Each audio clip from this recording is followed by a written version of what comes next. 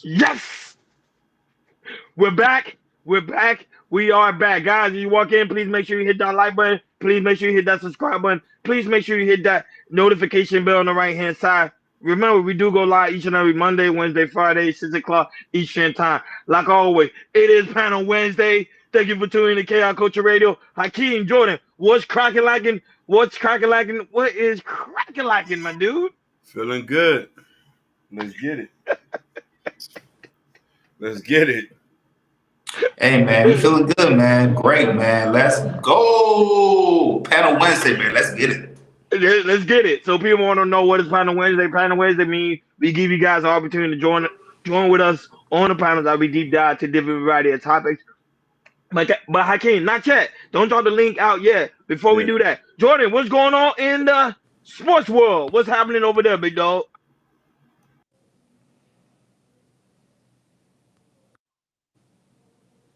Can y'all hear me?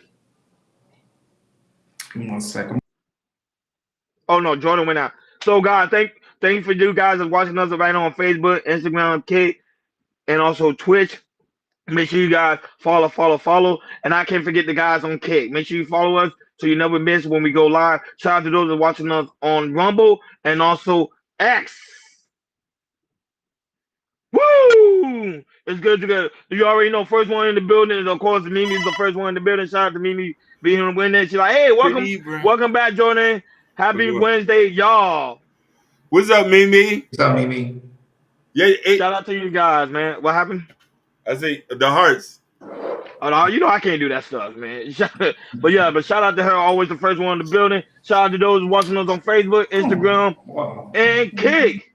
Jordan, I don't know you can hear us. Can you hear us loud and clear, big dog? Mimi, thank you for always coming over and supporting, baby. I just have a Wi-Fi issue on my end, but I can still hear y'all. Okay, you can still hear. So Jordan, sports. What's going on in the sports world, big dog?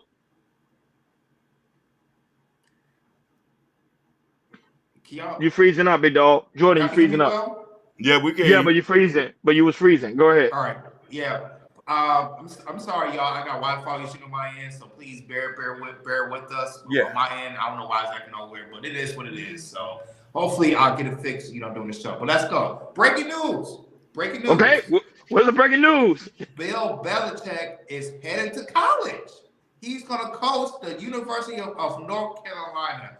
And that is one of the biggest shockers for this week, because he's been, coaching with the New England Patriots for the last 20 plus years, won 6 Super Bowls, one of the greatest coaches of all time.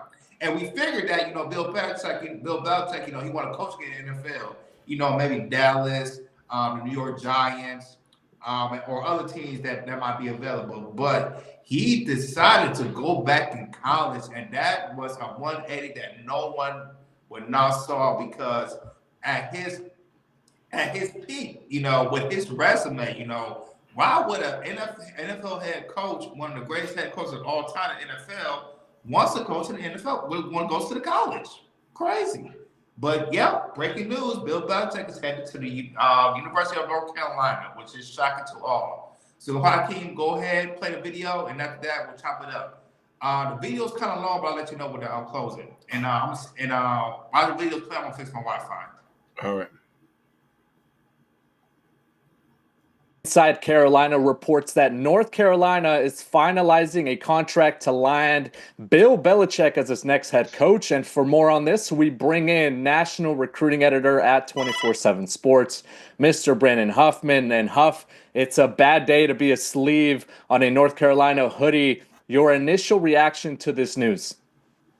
This is shocking. I mean, we've heard the buzz for the last couple of days, but I don't know that we ever thought it was going to get across the goal line. We thought maybe it'd be in the red zone and then they'd ultimately opt to go a different direction. But now it sounds like it's happening. The trickle-down effect. What does this mean for North Carolina? They're not getting any younger at the head coach. They've got a head coach in waiting. Does this mean that Carolina is going to recruit as if, this is a very short-term head coaching hire for Bill Belichick? Is this going to be a longer-term hire? You got to go back to Bill Walsh in the 90s when he went to Stanford, leaving the San Francisco 49ers after he had won 3 Super Bowls to find the last Super Bowl coach who went back to college. We had coordinators that had done it, but This is considered the greatest NFL head coach of all time with multiple Super Bowl titles, but he's entering a completely different era of college football, one that's maybe heading into a pro model. But I don't know that any of us saw this coming when Mac Brown decided he was going to, say he was sticking it out, and North Carolina said, "Not so fast, my friend." Now they bring in Bill Belichick. This is going to be absolutely fascinating theater to watch. Huff, this is an ever-evolving landscape, not only in recruiting, but obviously the way you manage a roster. And for a coach like Bill Belichick, who has been in the NFL for so long, what type of hurdles do you anticipate him meeting now that he takes the job? Well, I think there's going to be, how is he going to relate to college athletes? All right. Well, how is he going to relate to an era where college players have more power than they ever had? Now, remember, in the NFL, you have guys that have power. They have contracts, but those contracts are typically not just 1-year deals. You're looking at 3, 5, 7, 10-year deals. In college game, we're now seeing essentially 1-year deals happening. What's he going to do the first time he snaps at a player, at a recruit? That guy's going to be like, well, I'm out of here. I'm going into the portal. And does he have the gravitas? Does North Carolina football have the gravitas to be able to replenish that? So it's going to be the interpersonal part that is going to be the most fascinating part to watch. You think back to another former New England Patriots head coach who went to the collegiate game, Pete Carroll, widely considered one of the best coaches in history, won national championships, won Super Bowls, but the ultimate players coach. Are we going to look at Bill Belichick in that same lens that he's going to be a players coach? So is he going to be able to relate? And also remember, when Pete Carroll got that job at USC, he was 49 years old. All right, Bill Belichick's taking it in his 70s. Can he relate to the modern college football athlete, to the high schoolers that he's trying to recruit? That's going to be the most intriguing aspect of all of this. A Carolina program that desperately needs a change. They only signed 7 high schoolers in this 2025 class this past early signing period. They have 2 commitments that are still wait-and-see mode, edge Austin Alexander, as well as Elite 11 quarterback Bryce Baker. This is a program, Huff, that is a couple years removed from finishing 11th in the team recruiting rankings. That was back in 2022. In 2021 and in 2020, they finished in 14th. So they do have a lot of power. They have the pedigree. They've shown that they can recruit at a national level. But for you, when you look at that school and that program and maybe their expectations, what should the short-term expectations be and what should the long-term expectation be with Bill Belichick at the helm? Well, I think the short-term thing is that you've got to turn Steve Belichick, assuming that he's following his father to Chapel Hill and is truly, in fact, the head coach in waiting. You got to turn him loose as a recruiter. I've seen Steve Belichick at a number of high school games and camps this spring, living up here in Seattle, where he's been the defensive coordinator at Washington. But if he truly is going to be the guy, he needs to become the face of the program just as much as his father does. Because if this is going to be your head coach in waiting, we need to see him as much as you see Bill. Bill's going to get all the attention. They are going to absolutely own the headlines. But now it's about getting out in front and showing that this is really the guy who we're going to be with for the long-term play. We need everybody to know that Steve Belichick is in play. And I also think that, Carolina needs to capitalize on the fact that they do have a very good recruiting base in the Carolinas, whether it's North Carolina, South Carolina, the access to Georgia, the access to Virginia, even dipping down to Florida, and really focus on those regions. But at the same time, you now have the biggest name coach in probably the history of the NFL coming to your college. This is the time where you need those donors, those boosters, the collective to open the wallets as big as they've ever opened them and now get yourself some talent to make that 2025 season an easy transition for Belichick. I'm interested to see how many families decide to take visits to Chapel Hill just so they can meet with Bill Belichick in his office. This is going to be a really fascinating thing to watch on the recruiting trail as well with roster management. Huff, before we let you go, how does this signal maybe the change of the landscape within the coaching circles? Because we saw for a long time college coaches leave for the NFL because they didn't want to deal with everything that came with being a college football coach. But now you see Bill Belichick, a year removed from his tenure ending in the NFL, coming to the college game. How does this development change, or does it signal maybe a new era in the way we look at college football jobs? Well, first I want to give Bill Belichick some advice. One of his former offensive coordinators, Charlie Weiss, when he got the job at Notre Dame, thought it would be a great idea to go on in-home visits and bring his 3 Super Bowl rings, and that turned off a lot of people. Bill, you got 6 of them. Keep them locked away. You don't need to bring those up. These kids know who you are. You're not an offense coordinator. You're a head coach. But you also now have to go essentially kiss up to a bunch of 17 and 18-year-old high school football players and let them know you want to be a part of their development. Sell the fact that you coached the greatest quarterback of all time. Sell the fact that you won multiple Super Bowls, that you developed and coached some of the greatest players that these kids grew up watching. You need to hammer that point home that you understand what it takes to get to the NFL. It feels like we're getting away from that in college football, where it's not about player development, it's not about draft position, it's about the short-term game of NIL. So you need to understand that Bill Belichick has to do that, but what he has as an ace in the hole is the fact that he has been a successful coach in the NFL. He does know what it takes to succeed in the NFL. And he needs to, on top of any NIL opportunities that North Carolina is going to make available, he's got to continue to sell his ability as a head coach and understand this isn't a job that you get to sit around after the season's over until the combine, until pro days, until minicamp. You're doing this on the clock from January 1st until December 31st, and then it's rinse, wash, repeat the next year. Yeah, it's going to be an interesting way to look at this. Obviously, he had a ton of success in the NFL, but also had a really good eye for talent. So how is that going to translate when it comes to acquiring talent and adding players to that North Carolina roster? Thanks, Huff. For more on this development, stay locked in to InsideCarolina.com. Yeah, so there you go.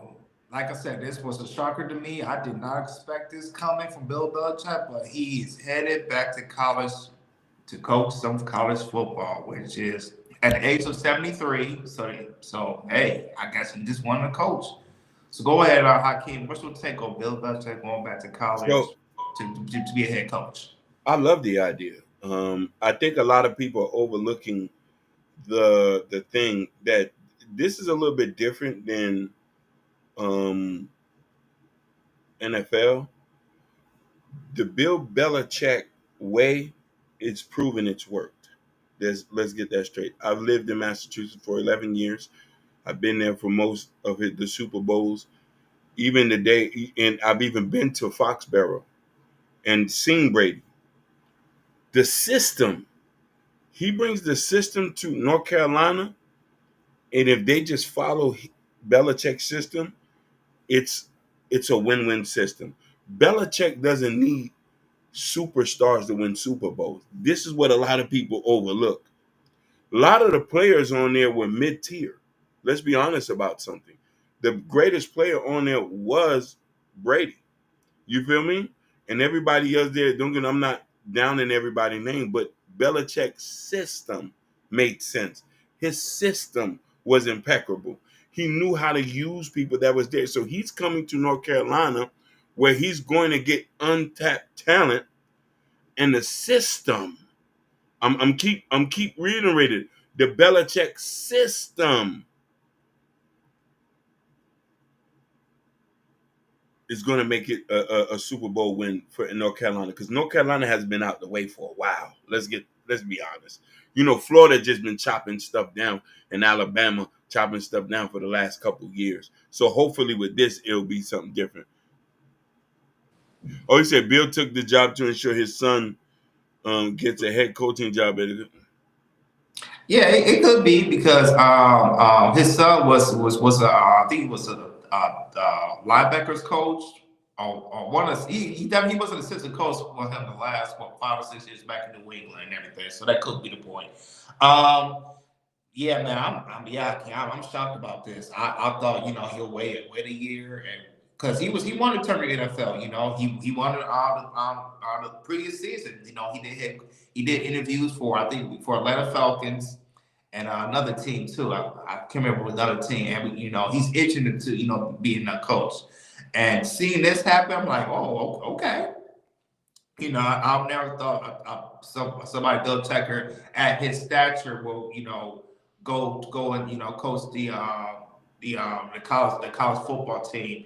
But it just shows me with Bill Belichick, I'm just anxious of him, how he will build a program, which I think he will be. That's Bill Belichick, and also how he will recruit players. I'm definitely want to see how he's going to recruit players and everything. I and how fresh how Belichick the mind is fresh, and the thing is he has about 40, more than that, 50 plus years of football, not just the NFL, college back in the 70s and everything, been a coordinator with the New York Giants, with I forgot what's his name, Lawrence Taylor, one of the greatest linebackers who ever played a game, and yeah, man, it's just yeah. So I would for the new University of North Carolina, this is a definite plus for that organization. And we will see that, in the next 2 or 3 years, can he build that program into a top 25, or maybe in the next 2 or 3 years build a playoffs, sort of like Deion Sanders did with Colorado and everything. So yeah, just like I said, this was a shocker to me. But hey, I believe Bill Belichick, even though he's 73 years old, I believe he can build a program. Let's see how, he can recruit, let's see what he can do with these NIL deals and also transfer portals if they want to play for him. And I feel like he'll get some players, absolutely. But college football is, even though it's something new for Bill Belichick. It's something different because he has to recruit. Not just only recruit, he has to go with these NIL deals, and also getting people get a transfer program, go to the transfer portal and get players. And yeah, just want to see all that. But yeah, shout out to University of North Carolina, because this is a big thing for him. Go ahead, Ron. Bill Belichick. Before I talk about Bill Belichick, let me get a shout out to Natasha Vincent. The mom mother is also in the building. Why High is also in the building. Keisha Nelson, Hakeem is in the building. I like Hakeem. Hakeem be having. Shout out to Keisha Nelson, that's also in the building. Thank you for tuning in. Shout out to those right now watching us on Instagram. We really appreciate you. Quan is watching us right now on Instagram. Shout out to those watching on X, Rumble, on Twitch, Kick. Thank you guys so much for tuning in. So Bill Belichick right now is going to college. Jordan and I think this is a great look. You know who you remind me of? The guy that retired from Alabama. Same thing. And everybody kept saying they both are the same the coach that retired. What's his name? God, dog, what's his name? Nick From Alabama. Nick Saban. Yeah, they both to me, they like brothers. So it kind of makes sense for them to go don't get him off track. Too late. Akeem's already off track. So him going there, I think it's gonna be a good look for college, and now there's gonna be a lot of players that are gonna want to play for it. Because remember, Bill Belichick is the one that coached the legendary GOAT, Tom Brady. So whoever's gonna be under him coaching wise, they're gonna be the number one scout for the NFL. So I know a lot of people gonna try to go for that position for coach, not for coach, but quarterback. But shout out to Bill Belichick. I think he'll make a dip. I think he'll make a really, really strong impact in that college team. I can't wait to next season. Oh man, I just can't wait for next season. Shout out to him. Guys, don't forget to hit that like button. Don't forget to hit that subscribe button. Don't forget to hit that notification bell so you never miss when we go live. Money. Moolah. Cha-ching, cha-ching. Jordan, what's going on with the money, big dog? Let's talk about it. And this is something different that a lot of people don't know about. And we're gonna talk about tariff concerns going down probably to starting probably next year. So I think Donald Trump is trying to think about putting a tariff between international borders, mainly between China. And those people that don't know what tariff means, so tariff is a tax on the import or export of goods between countries. And it's a form of a foreign trade regulation and a policy that taxes foreign products in order to promote and protect domestic industries. And it affects the ports around the United States of America. Port of Miami, and it's really going to affect here in LA with the shipments between here and China. So we might see if it happens. We might see some regulations that affects that, some foreign goods that we might not see coming, to the U.S. They'll probably have to put, more regulation on it and everything, which will affect your dollar when you buy goods going out into a supermarket, going out to the clothing stores. It definitely can affect your dollar. So go out and clean, play the kid from Yahoo Finances about the situation, and after that, we'll top it up.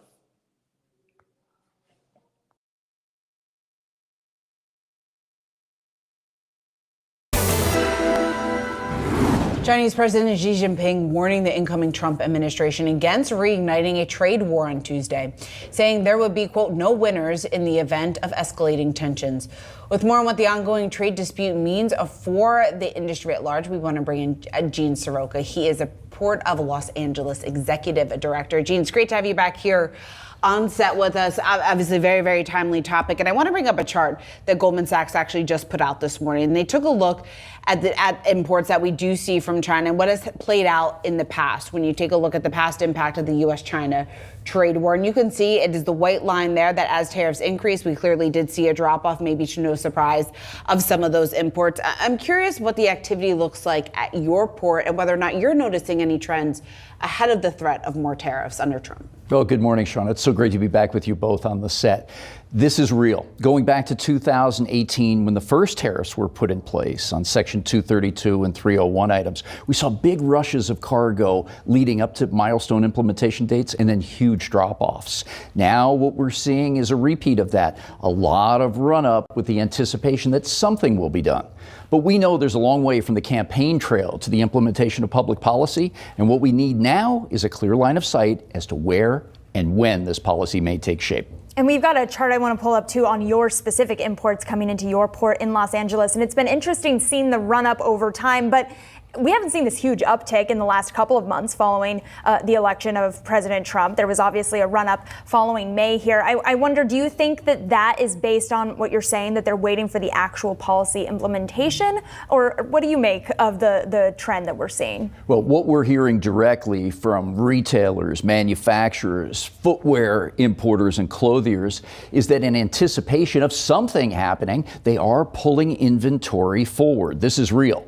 And we've been at elevated levels all year, Madison. We're up 20% year on year. We'll wind up 2024 with our second best campaign ever in the 117 years, the Port of Los Angeles. But it's underpinned by a strong economy that's lasted a lot longer than some experts would say. And then three geopolitical issues: a dock workers negotiation back here on the East and Gulf Coast, drought conditions in the Panama Canal, which seem to have settled down, but fewer container ships went through because of the loadability purposes. And then the ongoing security issues in the Red Sea with the Houthi rebels, leading to Suez Canal crossings being down by 80 or 90%. All of those issues have pushed more cargo over the West Coast. The front loading started in the third quarter and is a little more pronounced, according to those importers, in Q4. Talk to me a little bit more about the labor concerns, because one of the sticky points when it comes to the threat of strikes, or what we could see play out on the East Coast that obviously affects you on the West Coast, is that sticky issue when it comes to AI and how, or I guess technology, and how that will then be used here at the ports. How big of an uptick? Are you still seeing an increase in cargo, just given that the fact that that threat hasn't entirely gone away? And I guess what does that indicate just in terms of how those discussions are likely then or could potentially play out? Yeah, the short-term agreement reached earlier goes through January 15th, and that leaves us 5 days between expiry and inauguration, and then much longer before Senate confirmations take place for cabinet members. So it's kind of an interesting time. The conversation around robotics or automation at ports is real, and it's the most polarizing one in our industry. What we've seen is that robotics can increase capacity at ports and terminals, but we can't leave the worker behind. And that is the crux of this negotiation. So where do you find the solution on that? Well, there are models. In Hamburg, Germany, as an example, there's a terminal that doubled its capacity yet kept the workforce intact, and over time it's grown. And I think that's where the start of the conversation happens. But what we've seen, mixed results operationally, and with the implementation on the West Coast of automation, we've seen cuts at individual terminals of 50 to 80% of that facility's workforce.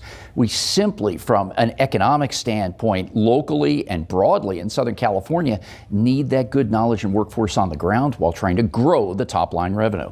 How worried are your workers about this? Very.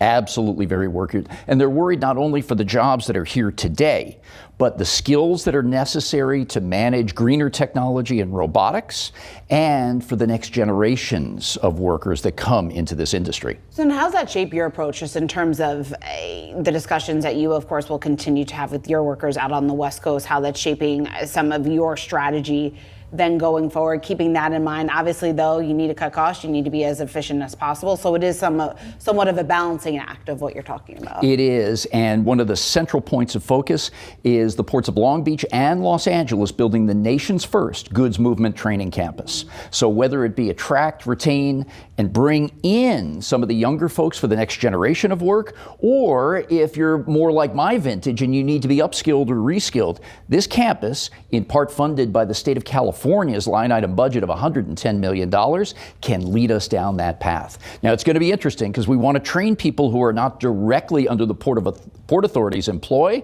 but yet we're the first doing this, and we're out there really trying to pull together this community. So as you look ahead to 2025, then what is your bigger focus? Is it the potential implementation of these expected tariffs, or is it the continued back and forth on the port strike?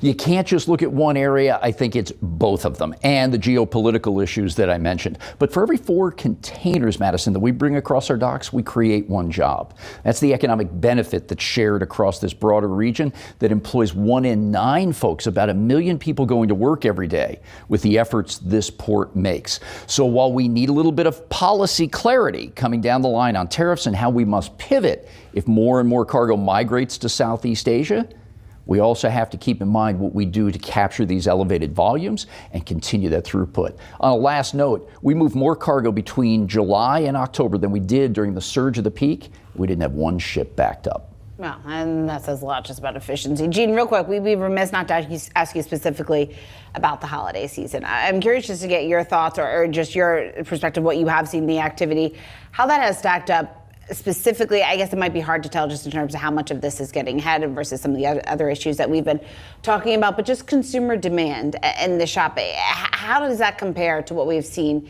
in past years, just in terms of where things stand right now? Yeah. I think inventory levels were in better shape. Warehouses were more fluid. And I know it's definitional now, but Black Friday number at about $10.8 billion in sales. The Cyber Monday number eclipsing $13.3 billion in sales. Overall, the retailers are pretty keen. Matt Shea of the National Retail Federation tells me that his membership wants to approach $1 trillion in holiday season sales this year between November and December. I think it's looking good for our retail community. Ooh, shout out to the lovely Sapphire Grace that's in the building. Next level! It's in the building. Thank you so much, Big Dog, for being here. We really do greatly appreciate it. Guys, don't forget to subscribe to She's Rising Soul. Go right ahead, Jordan. Yeah, so I want to read this before I pass to you guys. So United States imports made about $3 trillion worth of goods, $3 trillion worth of goods each year. The specter of tariffs can create a real leverage with nations whose economics will be crushed if they suddenly couldn't sell goods to America because Trump just imposed 100% tariffs on them. That's if it will happen, if he gets inaugurated and then he posts the tariffs, to China or even Mexico as well. So he said he got to January 15th to make a deal and everything, and well, it could be something, and like I said, it definitely could hurt some of these ports, especially here, in Port, Long Beach, here on the West Coast. So go ahead, Ronnie. Do you think that if Trump comes in, do you think he will possibly put tariffs when it comes to international countries? Yes, because remember, Trump kept stating, he made it loud and clear, American first, American first, American first. So that means he's gonna focus more on American trade than mostly on international trade. So which means that's gonna be a better opportunity for Americans, also American companies, because a lot of American companies that is overseas are not gonna start to come back because they're gonna understand they're gonna benefit more. And now that's gonna be even more employee rate going to be up, and that when the employee rate is up, then guess what? More raises, more opportunities. So I think this is a really, really good thing because remember, one of the issues we was having when this current administration was a lot of foreign trade, which kind of put us in the deficit. So now he's trying to put us back into the green, and the best way to put us back in the green is America first. Go right ahead. I can't be muted. Just like you say, for a lot of people who don't know this, I gotta say a quote that my cousin said. The people who are to blame is the American economy because we like cheap stuff. And the fact that we like cheap stuff, we want to pay $2, $3 for a yoga mat, $7 for a t-shirt, and this. Other places are not like that. Just to give you pure, just basic economics. But now we make other economies survive. The tariff is a bargaining tool. China been getting over on us. Trillions of dollars. They're building super highways. They're making billionaires over day every day because we buy their stuff. Drop shipping, all that and all that. So the way we can do this, we as American people, we need to start producing more. And tariffs is this. We should be producing 90% of the products that we do. We have everything here. And you know what I mean? Shipping things off and getting things shipped over there. Don't get me wrong. I'm opposed to tariffing Canada and Mexico. They are our neighbors and we need them. But you know, China doing sneaky stuff. They in Mexico now under new names companies building more cheap stuff so we can buy cheaper cars and this. And things are not even cheap anymore. Those days when we was going back to where things were cheap, dollar stores, all that, that's over with now. Right now, we need to have an economy that's strong and where they're forced to play by the games that we set the rules are. The biggest advantage is that we have the money. And us buying products is this. If we tariff everybody out there and make it expensive for them to sell to us, then hey. Yeah, I think, for this, it might be scary for some people because how inflation is, we are paying, high, gas, groceries and rent, all that type of things. And I think people are kind of feared that, hey, wait a minute, everything's already high, so why would you do these type of things? Well, I'll just say this. I think, we have to, when it comes to, American goods, I can remember the time, back in the early 90s, like with especially with GM, Ford, and Chrysler, probably the GM, a lot of our warehouses and assembly lines there was here, here in the United States, predominantly like Michigan, Pontiac, and also Flint.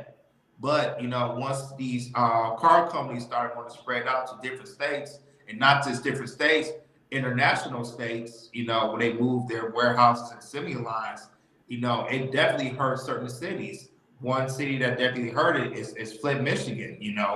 If you ever guys went to Flint, Michigan, it just has some type of vibe. It's just like it is a dead city. And back in the 80s and 70s, GM had their plant over there, but they moved their plant to another place, and it hurt the city. And a lot of these, and then in the mid and late 2000s, when we had the economy was going down, we saw that these car companies like GM were moving to different countries and everything. So to I guess to have an international trade agreement. So it could work out best for the United States and for other countries. But I feel like if you want to make more money and not really get cheap things, I think a tariff can possibly work on the long term. I'm looking at it for long term, not really short term, but long term. Try to bring our companies back that the U.S. spread out to different countries and bring it back to the United States, where you can put this in different cities like a Flint. So let's say GM. I believe they moved the GM assembly line to Mexico. Whether you put that back to Flint will be booming again. It probably be booming like it was in the 70s and 80s because that was 40, 50 years ago. But it will be better for people to get jobs feed their families and everything, kids and all that type of things, and it can definitely Yeah. help a city up the economy. And looking at the tariffs, if it might happen, not happen, this is a big if. But if it does happen, start, especially with China, because Akeem's right, China, they're definitely benefited from us, and if you look at certain cities like Shanghai, Beijing, they look far more advanced than some of these major cities here in the United States of America. So, am I all about bringing, Black American things to the United States? Absolutely. Do I feel like, if we got to put tariffs and put regulations to certain things, especially with China, to order, to bring more jobs in America or buy more American goods? I'm with it. I'm definitely with it, but I'm looking at it as a long term. So right now, it's just a possibility right now. If it can happen. But when it comes to, buying more American goods and everything, growing things here, having your own farm here, so simple stuff like that we can do here, in America. You can do it, and and you can build on that. But I do want to see other companies that have different manufacturer warehouses in other countries. I really feel like if we can bring these warehouses back here, United States, I definitely see we can have a better economy long term. And that's how I see it. So, if like I said, if you put a tariff and it can work for the long term play, and not the short term play. Some people might be scared for it and everything. But if you look at the long term play, absolutely, I think this will work. So I definitely agree with you guys about when it comes to goods and putting more regulation to goods for other international countries and have more American goods here, because as Americans, it should be first, not China, not Mexico. Buy their stuff first. It should be American brand first. Everybody else be second or third. That's my take on it. I want to answer a question to Blind Man. He said, "You are opposed to tariffs on Canada and Mexico. Their military should be then their military should protect them if they're invaded. Oh, they don't have a military. They rely on ours." That is true. They do rely on us, and that's the thing. Even then, Canada, as our brothers, the Canadians and the Mexicans are our brothers. We got to restructure the deal, because they getting over too. But I don't oppose to levying big sanction on them, because they next door. You feel what I'm trying to say? Yep. And we should just have a good deal for them. Right. And the thing is, I don't think especially with Canada, I don't think we're not gonna have a problem with that, Hakeem, because Detroit, and Canada, right, close to each other, right, and they build up and they have an ambassador bridge in the tunnel. So what Canada's doing, they building another bridge, which is like 5 to 10 miles from the ambassador bridge. So they're building another bridge so it'll be more functional. So once they build that bridge, because I believe Michigan and Canada, when it comes to Michigan, that's like 30% of good in trading goods and everything. So if you build another bridge, for better traffic sometimes, because the Ambassador Bridge is old, Hakeem. There's one way in, one way out, and it usually close like that. So if you build another bridge to help help with the goods and everything with Canada and the United States, and like I said, Canada is building this, not just the United States. Canada, they're building this bridge and everything. So when it comes to in trading, goods and everything, it could work more effectively. So, and I like to see, how Canada's doing. Hopefully, Mexico will do the same thing. But China, too much cheap things here in China. We need to change that. Mm-hmm. What's up, Jalen? Hey, Jalen, give some hearts over there. All right, let's get it. Okay, so let's get into hip hop. We're gonna talk about Jordan, you can't do that. You gotta say hip hop. There you go. Jordan, what's going on in hip hop? Sorry, I'm dealing with some family matters right now. Shout out to Jalen that's in the building. Jordan, hip hop. What's going on in hip hop land? So we're gonna talk about 50 Cent, and he talked about Drake having an alleged hit list, not a hit list, an op list of people, who's feeling Drake and everything, and how he had fell out, some people that's in the rap game. So 50 Cent was on what's his name? Oh my God, Big Boy podcast, and they're having conversations about Drake and everything, and 50 Cent was giving this two piece about how Drake's feeling right now with the beef with Kendrick Lamar, and he's seeing how a lot of he might have an op list for everybody that wasn't standing were behind them or was feeling Drake, they not like us music, and he thinks that Drake is having a big hit list that coming next year. Yes, I don't like to say hit list, op list, and I got the ops list, and it's in my face. So, yeah, so 50 Cent talked about, that Drake has an op list, and, he's going to come out big for next year. So go ahead, can you play a little clip, and after that, we'll chop it up.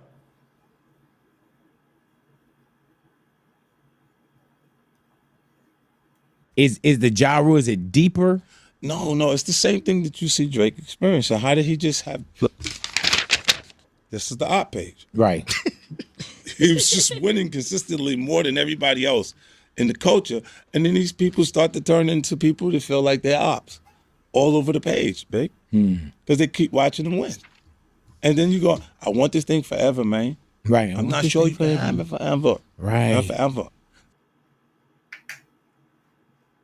So you guys remember? So there you go. What 50 Cent said that he has an op list of how Drake is feeling right now, and I mean, he feel like he does have a point about because like I said, this was Kendrick Lamar's year. He had Drake quiet majority of the year since They Like Us came out. So I'm gonna pass it to you guys. I don't know. Ronnie's having a situation. But go ahead, Hakeem. All right. What's your situation when 50 Cent saying Drake is having an op list to everybody else? Rap game. Listen here. Everybody's going to be mad at the person who's on top of the game. He's been at the top of the game for the last 10 years. Hits after hits after hits. Don't get me wrong. What he is guilty is sleeping with other people's women and taking other people's girls.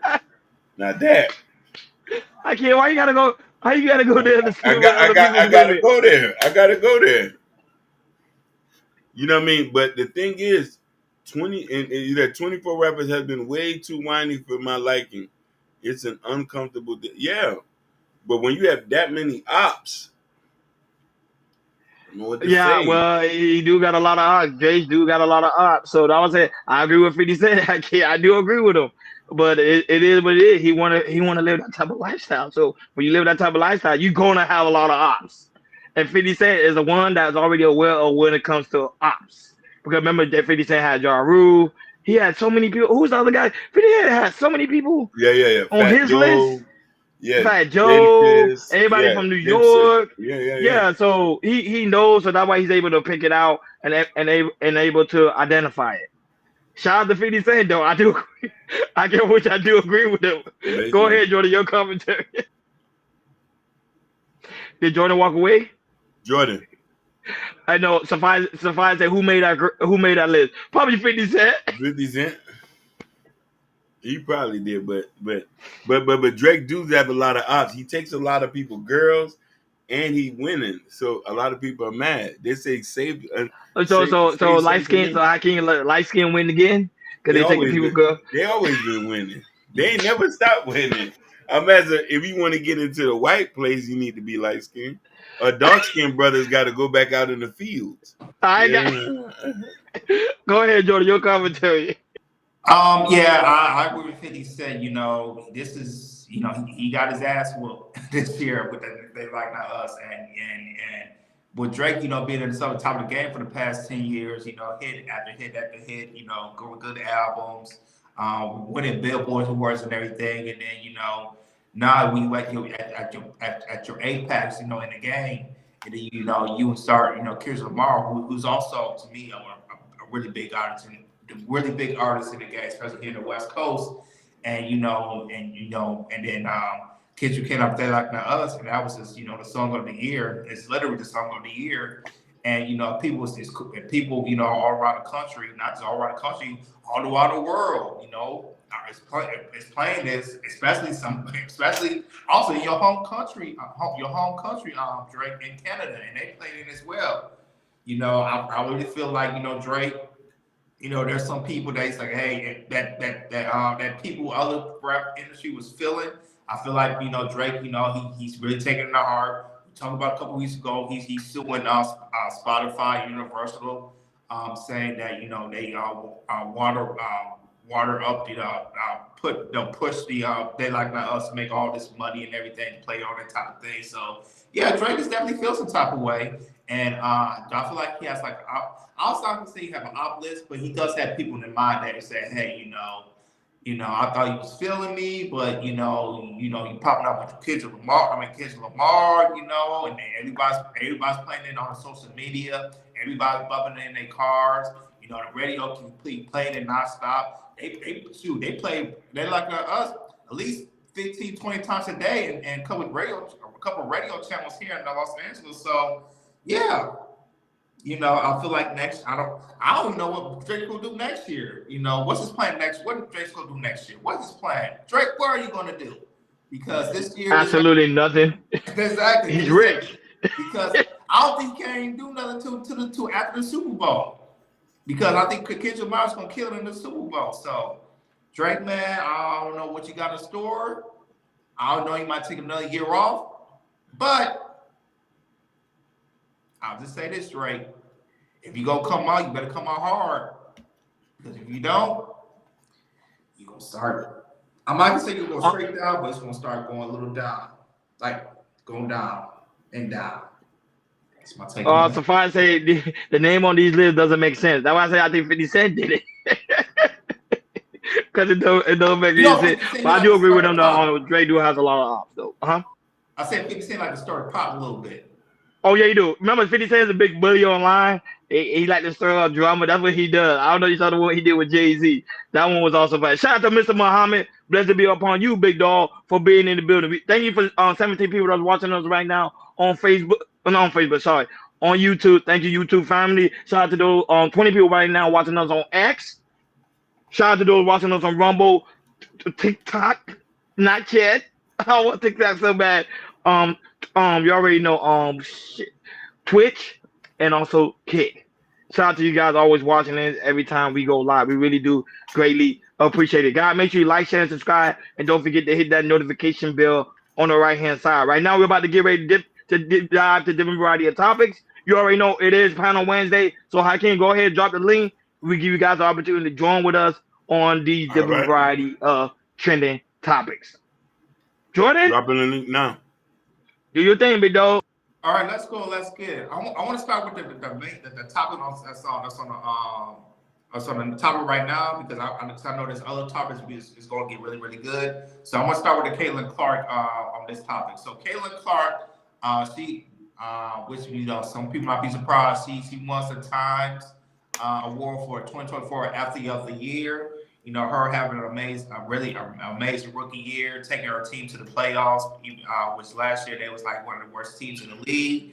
She broke rookie records, also WNBA records, shooting the most threes as a rookie, averaging, certain amount of points, and her PR was very, very good. And, and she was a phenomenon, one of the top players in the WNBA. Us, Kelsey's Radio, we talked about her a lot because, she's one of the top players in the NBA. And so go ahead, I can play the clip, and after that, I want to add another thing with what she said about the WNBA as well. So go ahead, I can play the clip. Now, but shout out to King Rooster. That's in the building.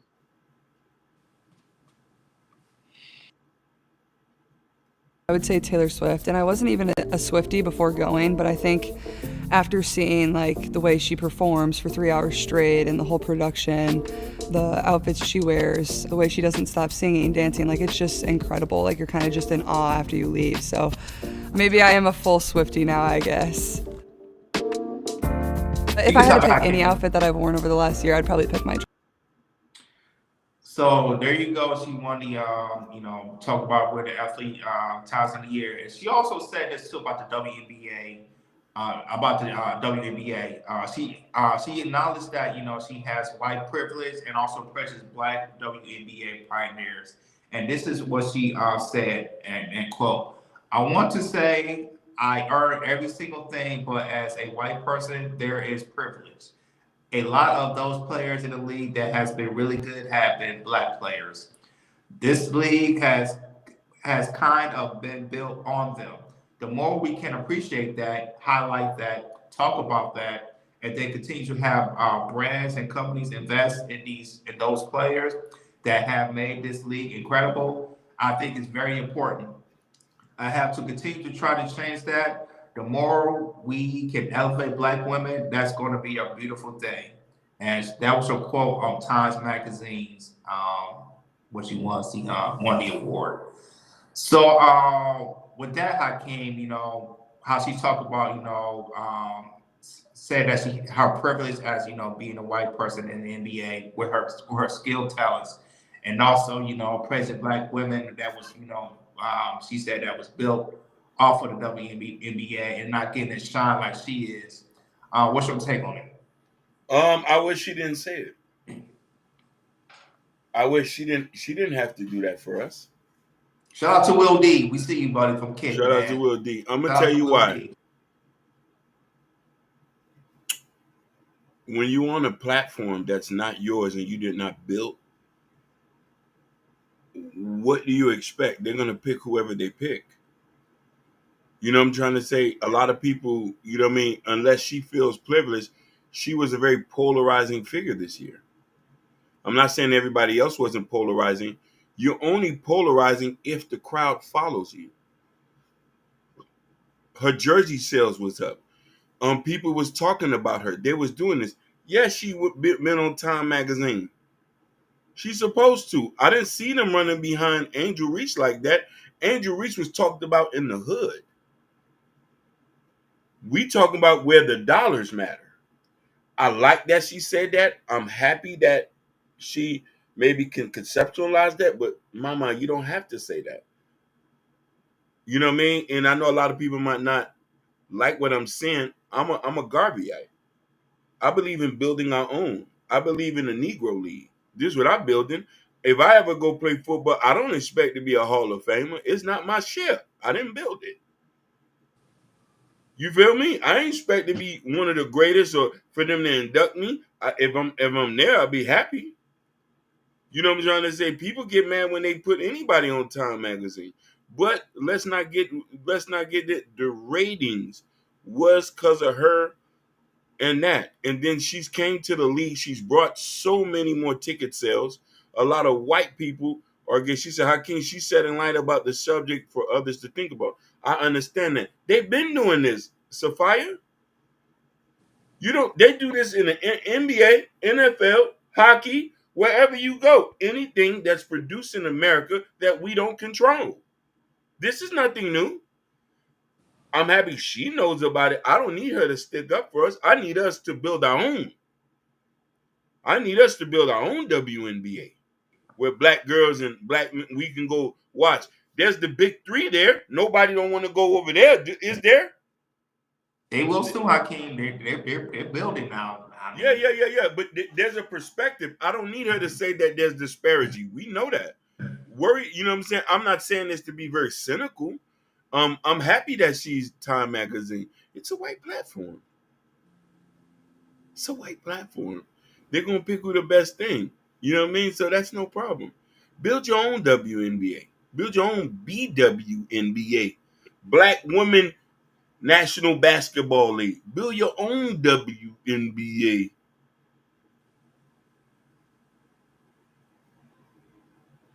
I was about to say something, but I had to hold myself. For me, even when she was in college, how she was very polarizing in college, and then going to the NBA. That a lot of people, especially in the WNBA, look at her as a great white hope, as in she, they look at Kayla Clark and say, okay, we could market her really, really good. She has very, very good skill set and everything. Hopefully, the jersey sales, a lot of people more will watch, WNBA, and to see her. But I think, one of the reasons that she's trying to say that is because, there's been, players that came out of college And It's the comment. I already know it's the comment. Been a hard tiger. So we were sitting kids already. He came out of nowhere with that one, man. Shout out to him, man. A new subscriber, man. He came out of nowhere. But sorry, Joey. Go ahead.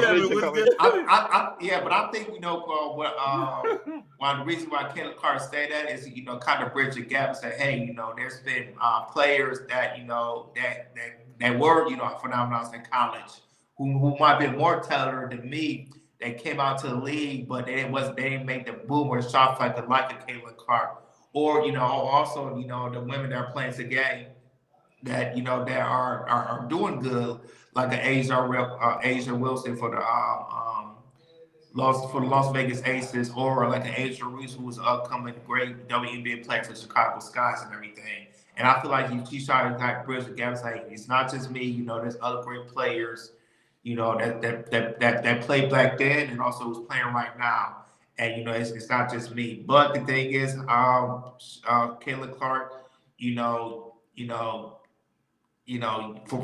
for you, a lot. It's you're one of the reasons that a lot of people is going to watch you play on television, who are buying your jersey sales, who are going, go to your home games, or if you go to different cities, and they, tickets are going up because you're playing, this type of sport, and also using that privilege and everything that I think a lot of people's not going to think about that, because if and how your trajectory is, as as in you turn the team around to going to the playoffs, and if you win multiple MVPs, you win multiple championships and everything, I really don't think that the people is really going to think about the WNBA brand as a there are other good players that they are really, really good. No, they gonna look at Kayla Clark and say, hey, she's probably one of the greatest players who ever played the game. She came in the league, she brought the WNBA to the next level. Ratings are up because of her, tickets are selling because of her, and it's gonna be a narrative. If she's gonna be one of the greatest, they gonna say, hey, it was Kayla Clark that brought up the WNBA player because of her privilege and everything.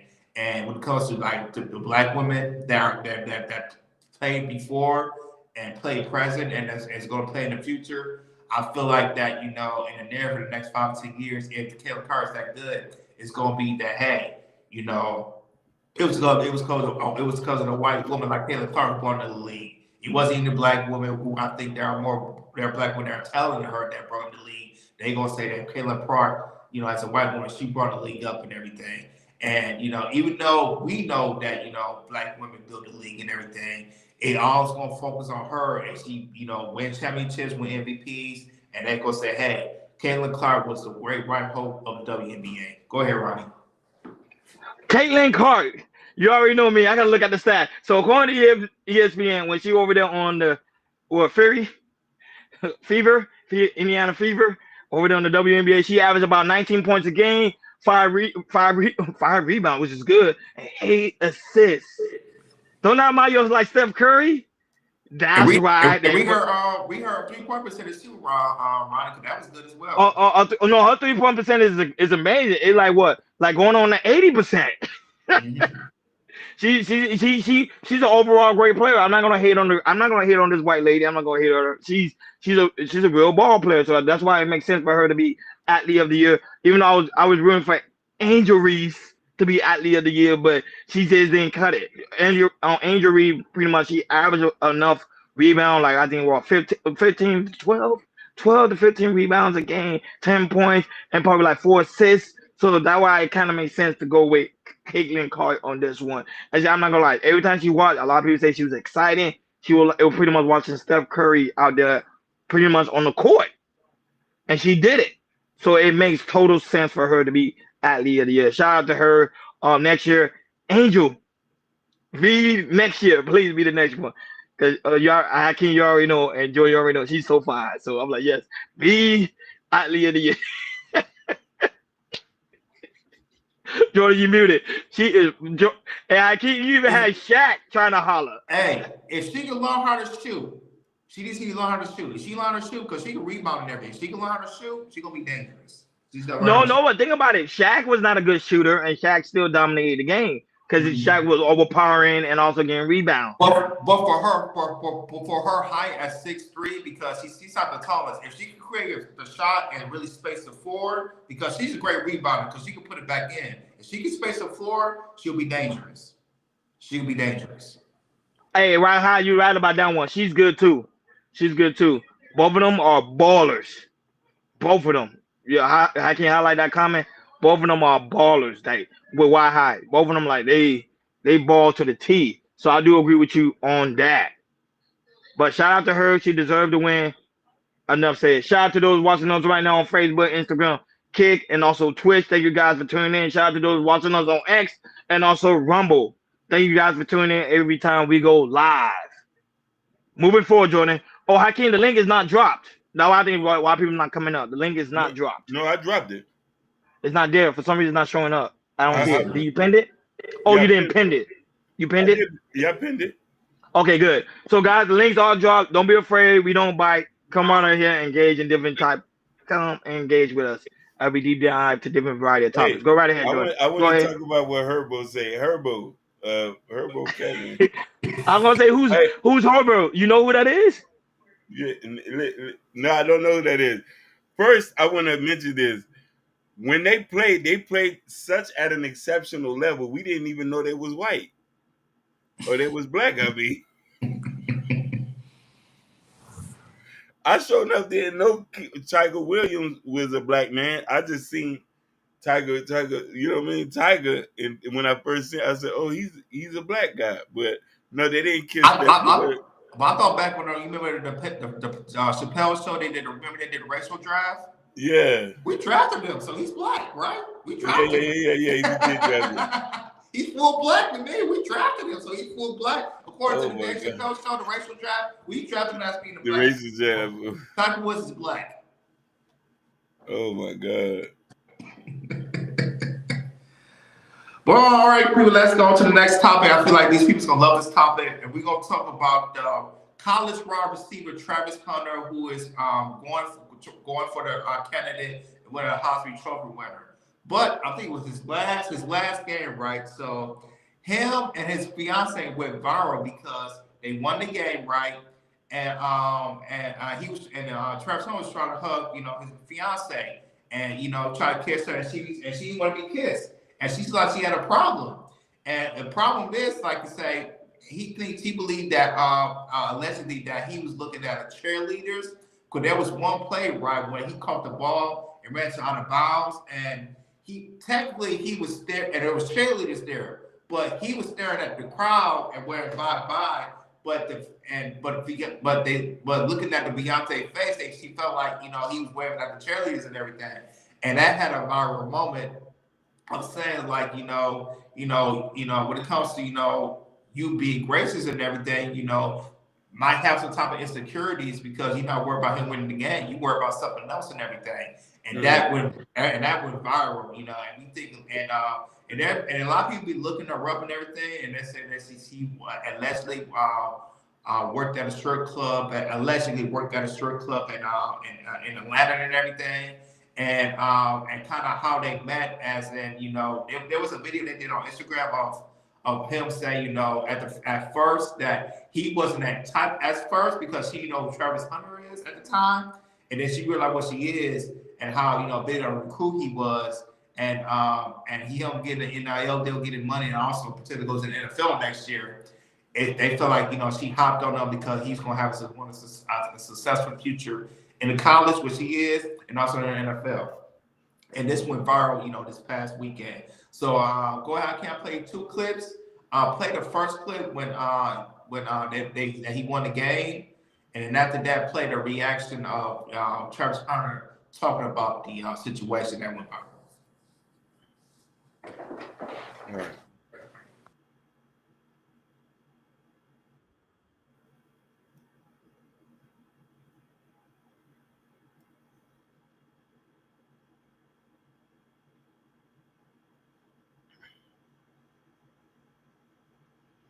Hold on. He says Lexi is dangerous. She has the best 3-point percentage in the league.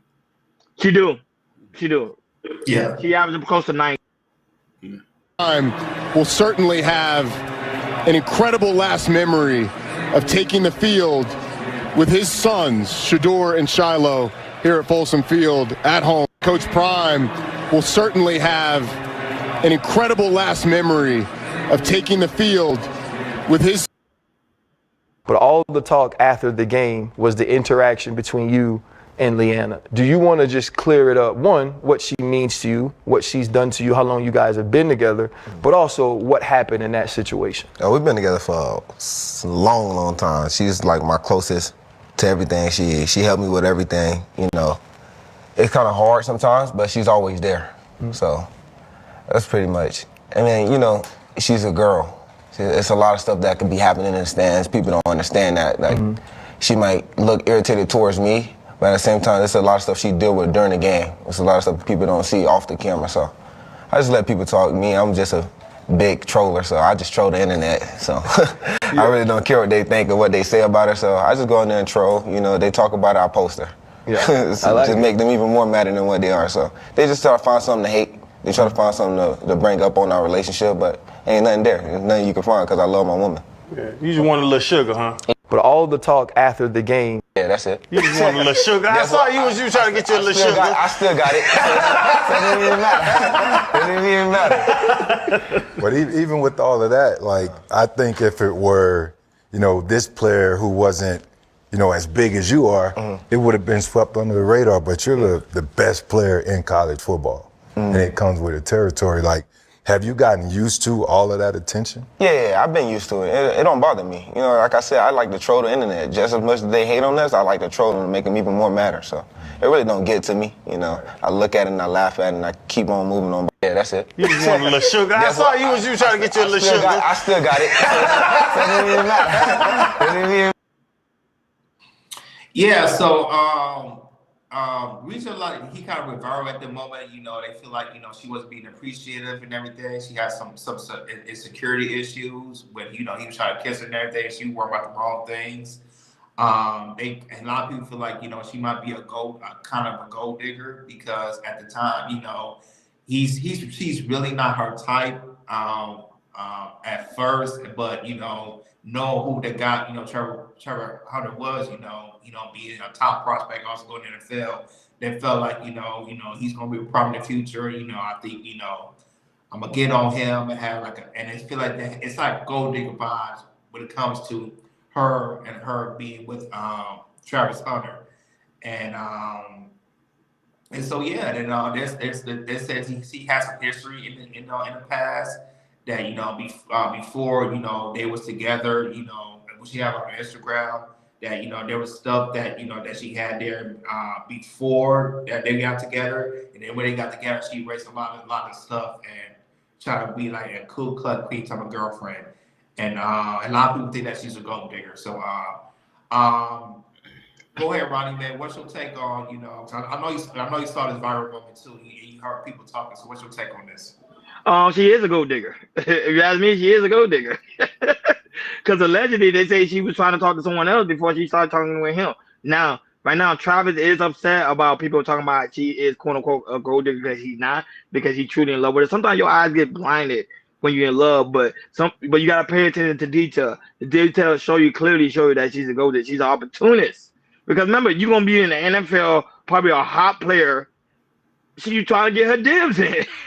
And remember, that's one thing they always preach about, especially when it comes to college. They say women gonna come from all of the woodworks, even older women, because they're trying to get that gold mine, which is you, Travis Hunter. So I think with him, he's just gotta be more careful. But I think right now, if you ask me personally, Hakeem and Jordan, she is a gold digger. Go right ahead. Okay. You know,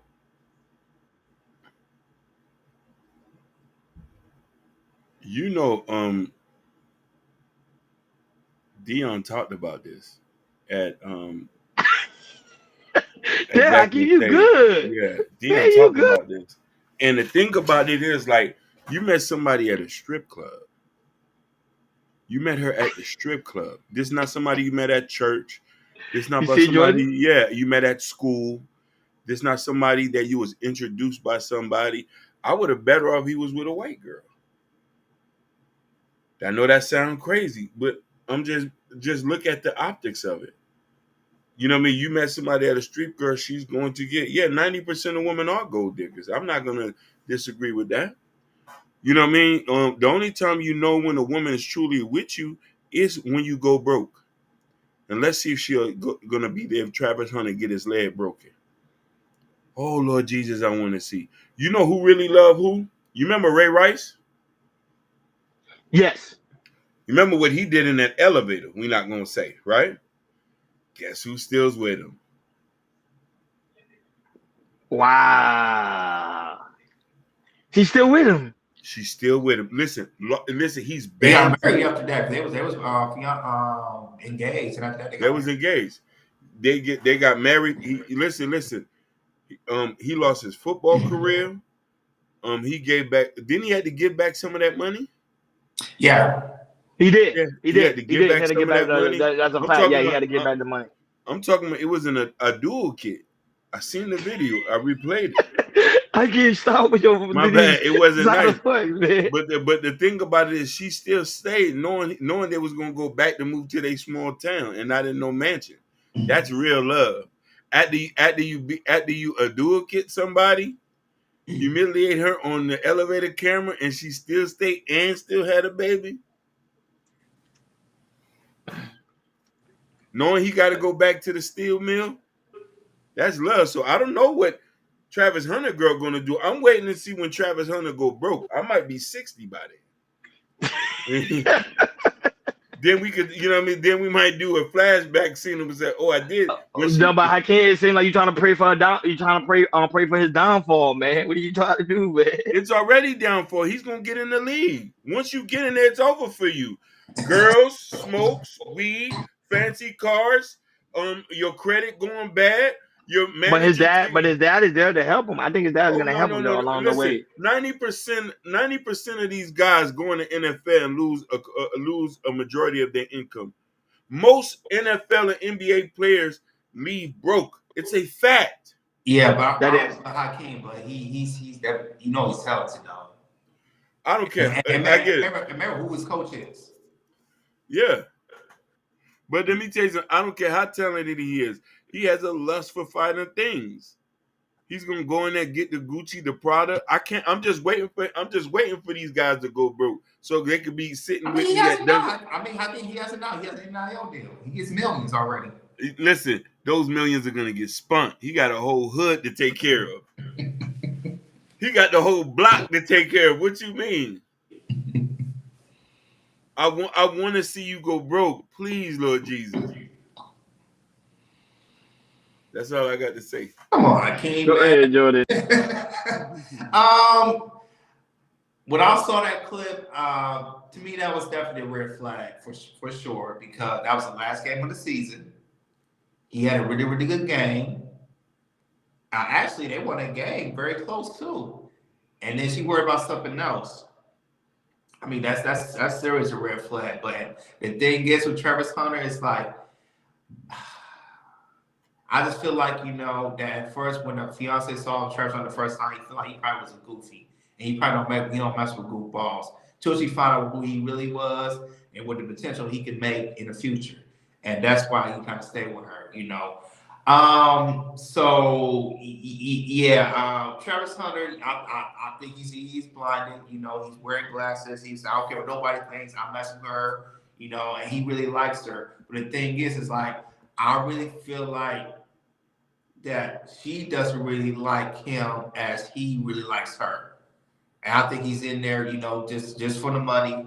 I really think, have they grown with each other to deal with each other, like with each other? Absolutely. But yeah, when it comes to the NFL, he's definitely gonna be a top 3 pick for sure. Receiver or cornerback, and I've kind of have a feeling he's gonna win the Heisman Trophy as well, because what he did, with this year's in the University of Colorado, playing offense and defense, all the snaps that he's playing, and been dominant on both sides.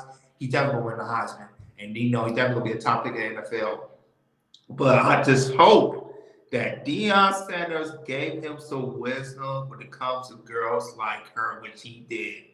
And I hope that Travis Hunter, when Deion was speaking to her, and it go out one ear, go out the other ear, because of she looks because she looks good. Oh, Travis Hunter, please, please, please, please, if you gonna marry that girl, prenup. Don't be like my boy love to Tyreek Hill. Don't be like no Tyreek Hill. Please don't be like no Tyreek Hill. You married. I mean, he has different babies, different baby mamas, but I believe with the baby oh, mama, he's at number 11. huh? Oh yes, He's yes. at number 11, I think. Yeah, and and Tyreek, to me, when he's done, I think he might be broke because even though because Tyreek, looking at Tyreek Hill, how he managed with his kids and everything, I don't think he's gonna have his money. But Travis Hunter, I hope you have the hope if you gonna deal with somebody like her, if you gonna marry her, please have a prenup ready. We're just looking out for you. We all looking out for you.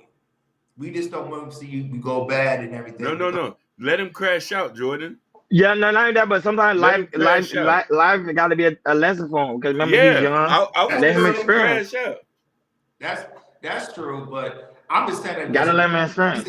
Go ahead. That's true. I'm just saying that because he is a good kid and he has a supreme talent. I am a believer. Like I said, if you're gonna learn the hard way, you're gonna learn the hard way. You're gonna the easy way to learn the hard way. You're gonna learn the hard way, and that's on you. You just gotta find a way to be up. But me, I just think Trevor, because he's a great talent. He's a good kid, and this do right, because if you don't. Hey man, she might be a hellraiser. We just don't know it. She might be a hellraiser. I just want to say that. Yeah, but shout out to those guys right now watching us on X, Rumble, Twitch, and also Kick. Thank you guys for tuning in. Don't forget to follow. I can't stress it enough. Make sure you guys follow so you never miss when we go live. Shout out to those watching us on Instagram and also Facebook. Thank you guys for tuning in. And also, you already know we love YouTube. Shout out to you guys right now watching us on YouTube. Go ahead, Jordan. Moving forward. All right, let's get to the next topic. Let's talk about Dr. Umar. We haven't talked about Dr. Umar in a minute, but he was back on Hustle Culture podcast with Nick Cannon. And, he was talking about Dr. Cheyenne Bryant, which I don't know if she's a doctor allegedly, how, she was on a Nick Cannon show and Cam Newton show. And Dr. Umar was making a point of how Dr. Cheyenne is just like Nick Cannon and Cam Newton. I'm going by the same personality traits. And Dr. Umar kind of breaking down what he was talking about. So go ahead, Hakeem, play the clip, and after that, we'll chop it up.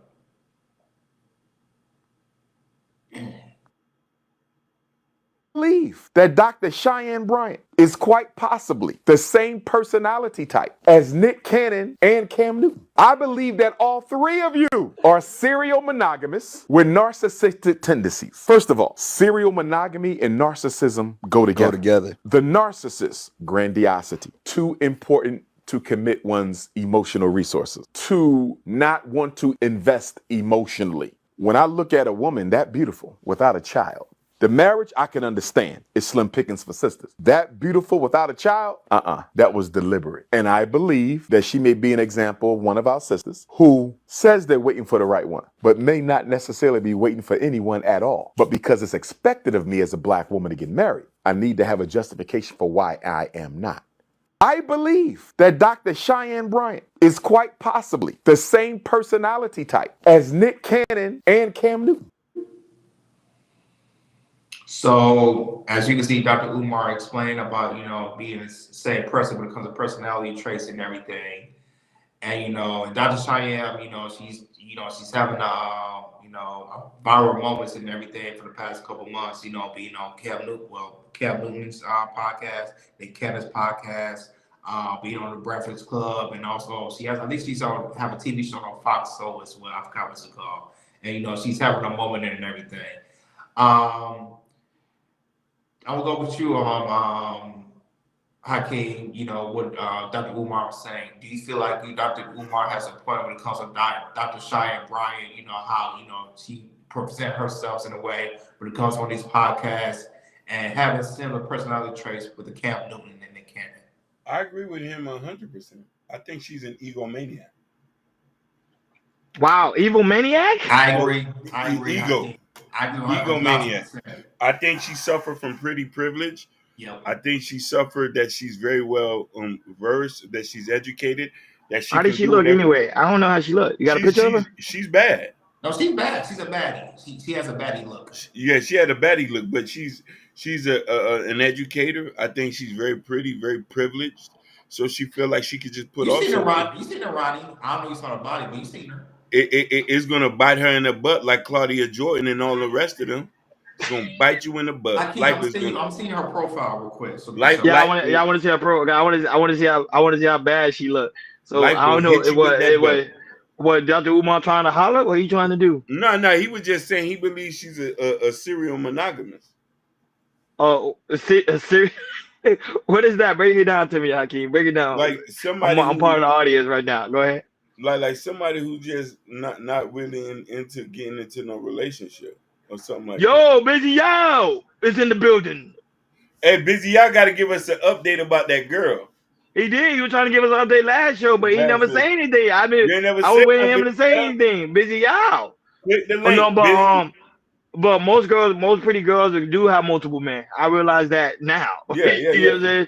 They have multiple men and they play like they want a monogamous relationship. Go ahead. But then they get mad at the man that say he don't want a monogamous relationship. Now that he want to be like a polygamist, they get mad at that man. I don't understand. You see the double standard, Hakeem and Jordan? Yeah. Hold on, it's ridiculous. Yeah, let's see the profile. Let's show the audience the profile. She bad. She bad, boy. She bad.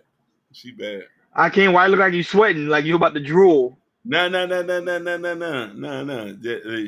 She bad. Oh, he said he went bowling with her. Bro, tell us how the experience went. Do you do a third strike? Yeah, she's gorgeous. She's gorgeous. She's bad. Yeah, she like a hood dude, Hakeem. She like hood. You gotta be hood for her. Yeah, we do. We know it. She want that. Listen. What you, baby? They say you need a thug in your life. Them busters ain't loving you, right?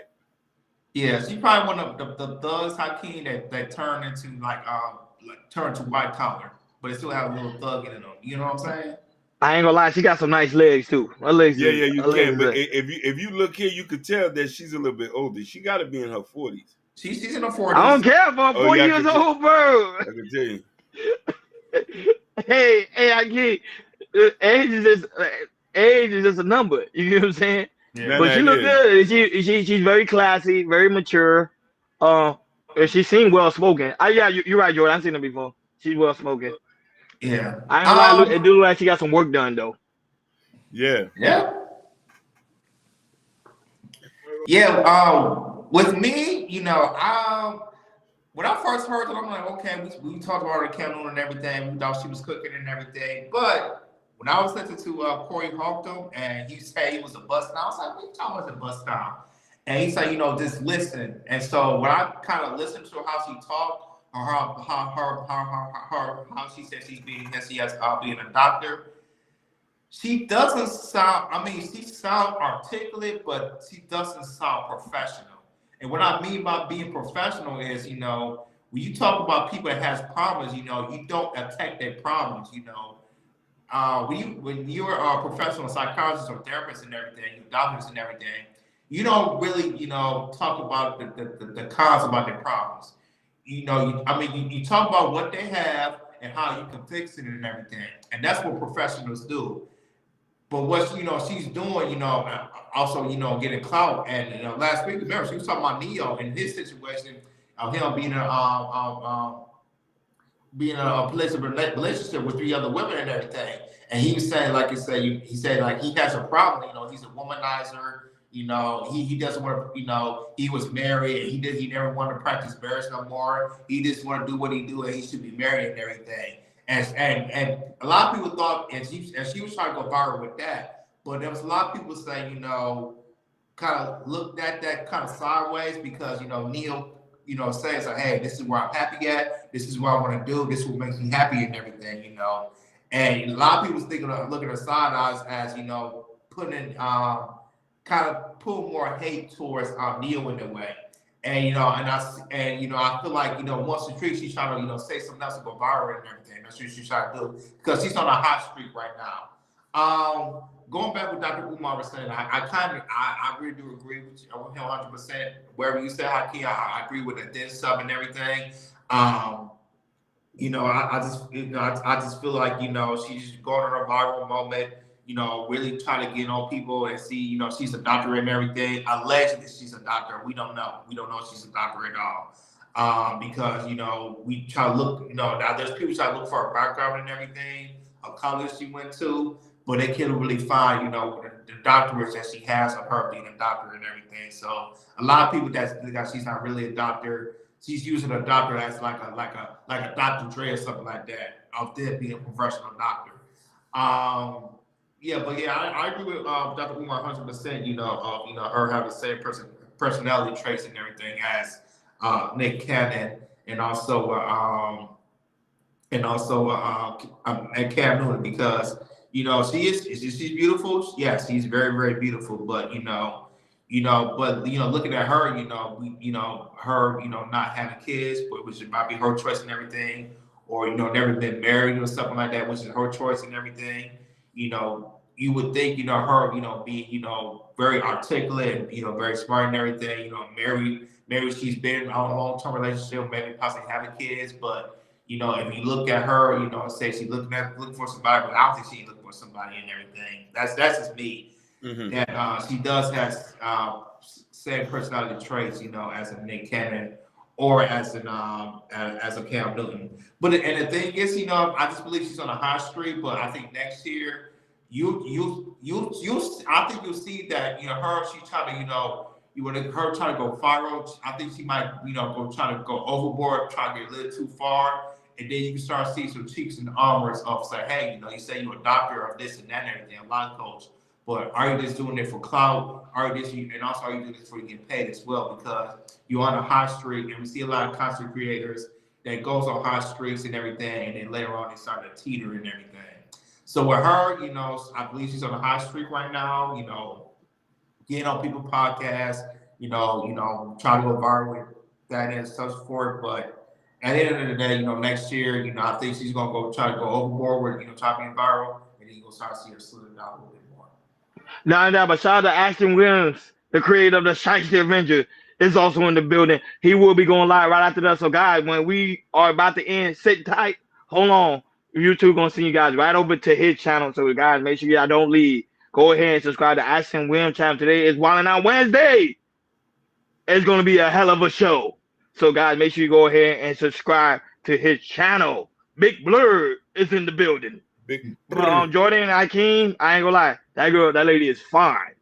Yeah, she is. She bad.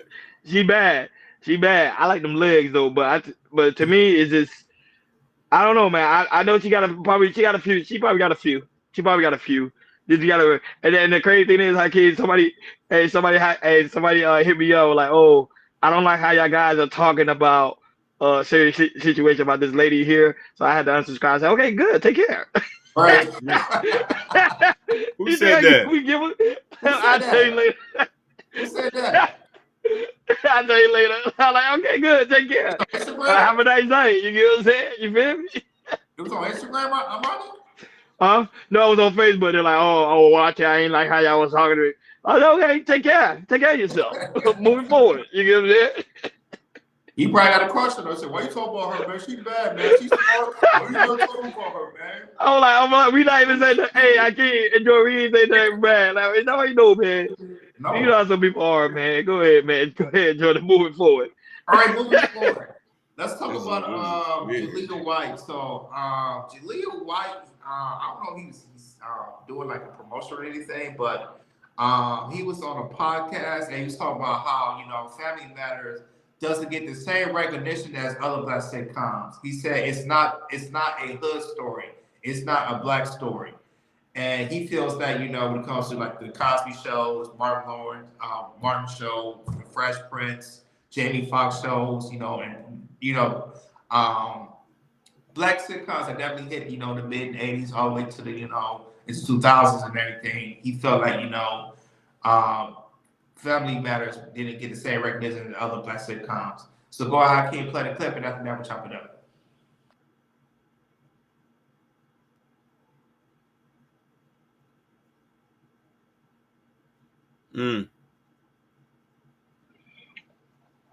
Hey, I can't send it to you in the back chat. Yeah, and I see it.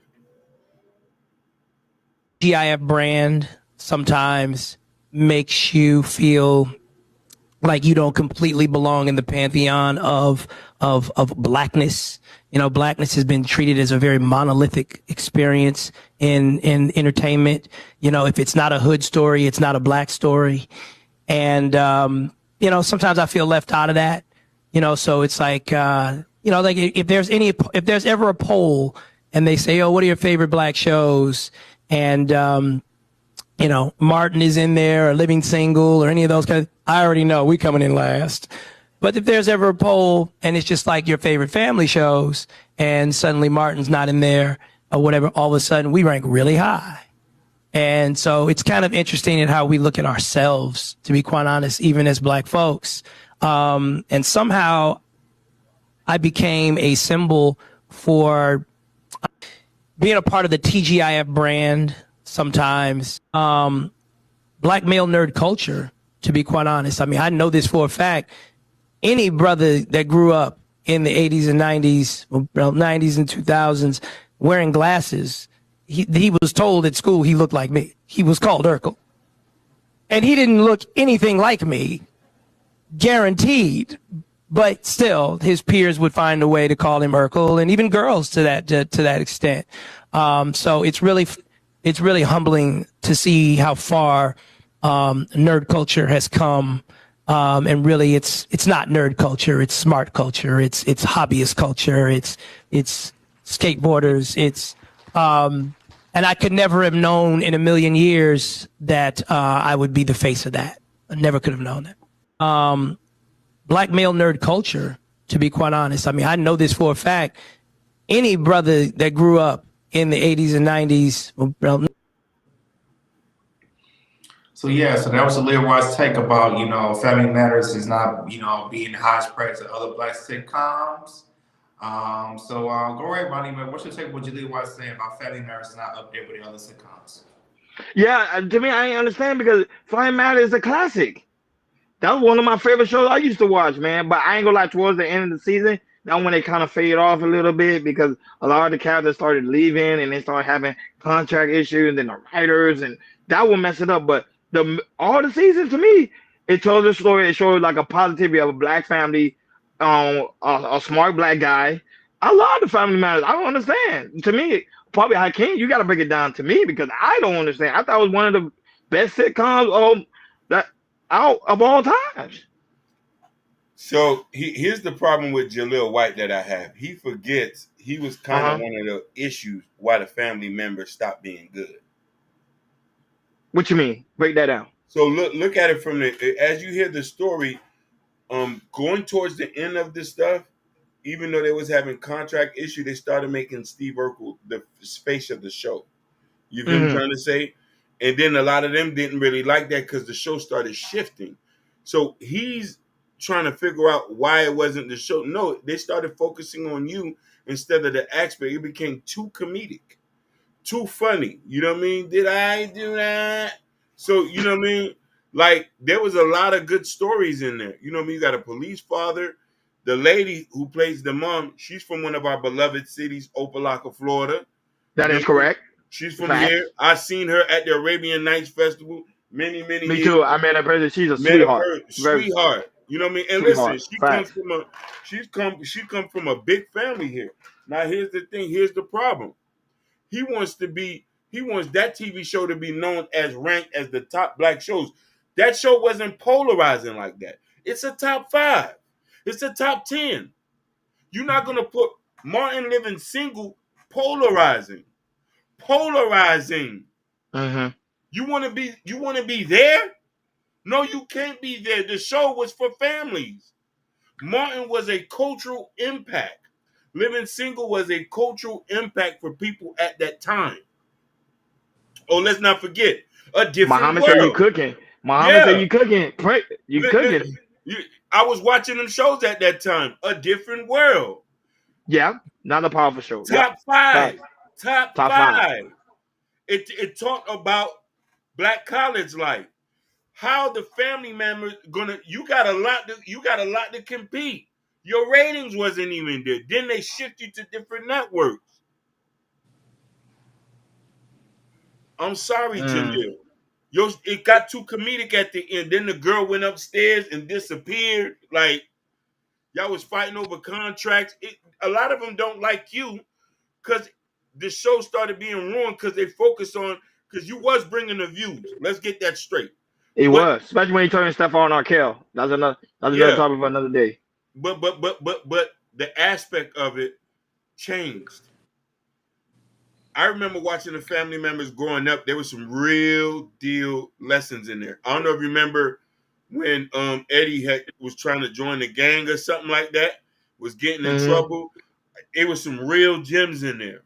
Oh, I forgot Fresh Prince of Bel-Air. I'm sorry, man. Like it's some juggernauts you got to go through. That's all I got to say. For me, I don't know why this is a problem because if you look like how many seasons that our Family Matter had, it had 9 seasons. It had that means it had more seasons than Martin Lawrence. Martin Lawrence had 5 seasons. Fresh Prince only had I believe it had 6 seasons, 7 seasons. And there's other shows, you know, to me, if you got 5 or 6 more seasons as a sitcom, instantly success. I believe Living Single, they had 6 seasons and everything. So Family Matters had more seasons than Fresh Prince, you know, Living Single and Martin. But I think, you know, when it comes to Fresh Prince and Martin Lawrence, you know, they made Will Smith and Martin Lawrence into superstars and to make it. It gave Will Smith and Martin Lawrence an avenue to do movies, to be big box office superstars and everything because they could transition to acting and everything. When it comes to family members, I agree with you, Hakeem. It's top 5. It's a classic. Yeah, it's a classic. You go up there with a Fresh Prince, The Cosby Show, Martin, Living Single, what's the other show? George, the Jeffersons, you know, and Jefferson.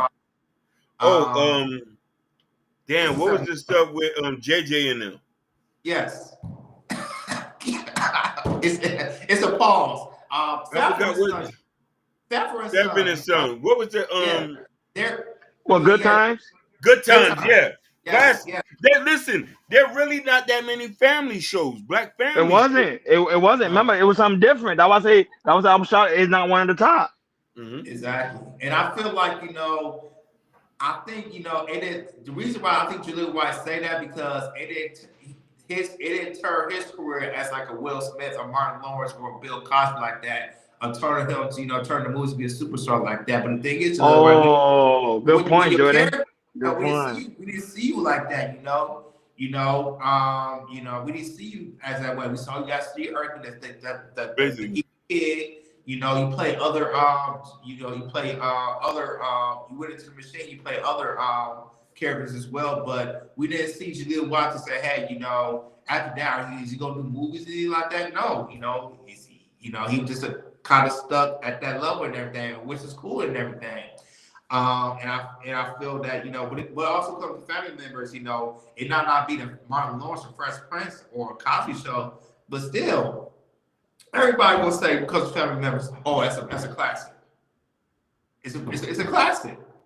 You know, we can't forget about family members. So I disagree with what you were saying about, you know, it's not being, you know, about not being, you know, as a time because it is. You know, but you know, it's just the other shows like the Martin Lawrence and Fresh Prince, you know, it just changed, you know, Martin Lawrence, Will Smith, the Bill Cosby trajectory as them, you know, being, you know, being as a big movie artist, a big movie box office with Will Smith and Bill Cosby, and also Cosby Show and Bill Hill being one of the top comedians in the game and everything. So. Yeah, there you go, Natasha. You know, hang with the Coopers. That's a classic. Mark Gossett, a classic. Just...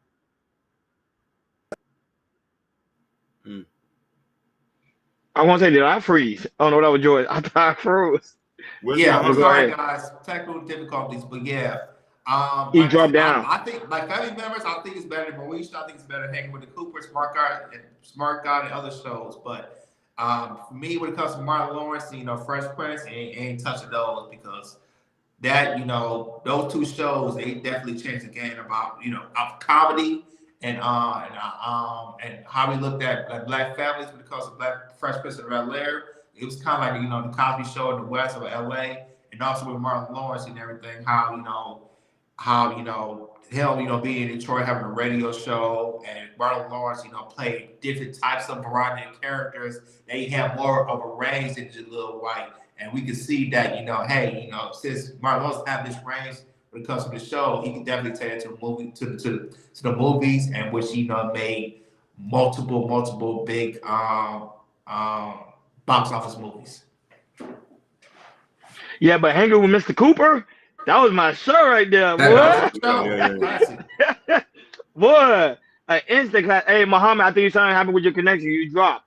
Yeah, but shout out to those right now watching us on Instagram, Facebook, Kick, and also Twitch, Rumble, and X. Thank you guys for tuning in each and every time we go live. Man, and remember, guys, sit tight, hold tight, because right after, it's going to switch you guys over to Wildin' Out Wednesday with the creator. You already know the Shiesty Avenger, Ashley Williams. So, guys, sit tight. Don't go anywhere. When the show's over, they're going to send y'all right over there to Wildin' Out Wednesday. They go live pretty much each and every day at 7:30 Central Time, 8:30 Eastern Time. Go right ahead, Jordan. Continue. Time is again. Right. We're on to the next topic. Muhammad, if you want to come in, let's talk about the topic. We'll wait for you. We'll come back in. All right, let's go to the next topic. Let's talk about Jay-Z. So the NFL Commissioner Roger Goodell, spoke on the relationship with Jay-Z and Rock Nation within the news with his civil suit for Jay-Z, and quoted that our relationship is not changing with them, including our preparation for the next Super Bowl. So with this, with the lawsuit that came up for Jay-Z, with a lot of partners and deals he would, especially with NFL came out today and said, hey, it doesn't hurt our relationship. These are just, they believe it's just a civil lawsuit and everything. It was nothing criminal. If it was criminal, maybe the NFL would have thought about something. Maybe we thought about different about the relationship. But the NFL came out to them and said, hey, our relationship stay the same. And, we will continue our preparation with him on the next Super Bowl. So I'll go ahead, I can play the clip, and after that, we'll chop it up.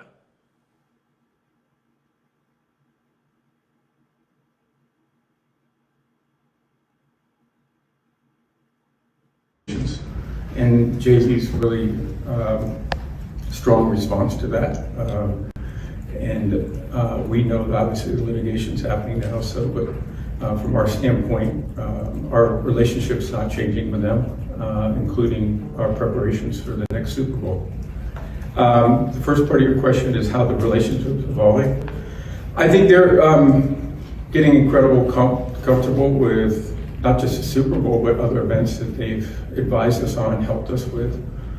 It's been helpful in the social justice area to us on many occasions. They've been great partners that have provided a lot of value for us. Allegations. And Jay-Z's really strong response to that. So there you go. That was Roger Goodell talking about a relationship with Jay-Z and Rock Nation, how it's not going to change, even though, with these lawsuits happening with Jay-Z, they're still cool. And, the NFL will continue with Jay-Z with the next Super Bowl.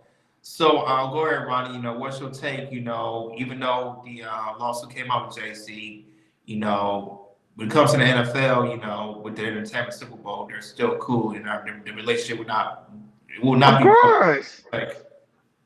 What people thought that the NFL gonna cut ties with Jay-Z? No, because remember, all this is just alleged. It's just all allegation. And remember, Jay-Z lawyers didn't even specify the person that pretty much did the black letter. Reveal yourself. Take me to court.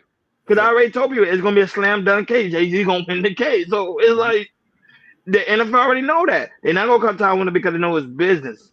It's different from P. Diddy. Remember when P. Diddy, like Hakeem stated on the last show, they have video recording They have all these stuff on PD. That's why a lot of people cut ties with them. But the NFL, there's nothing. There's no video on Jay-Z at all. There's no evidence. All it is by he say, she say. That's it. So why cut ties with somebody that's benefiting me in the NFL? Doesn't make any sense. Go right ahead, Akeem. I'm gonna say this, and I wonder if Sophia is in the building. She probably listening. Sophia, I want you to listen. I want a lot of people to listen.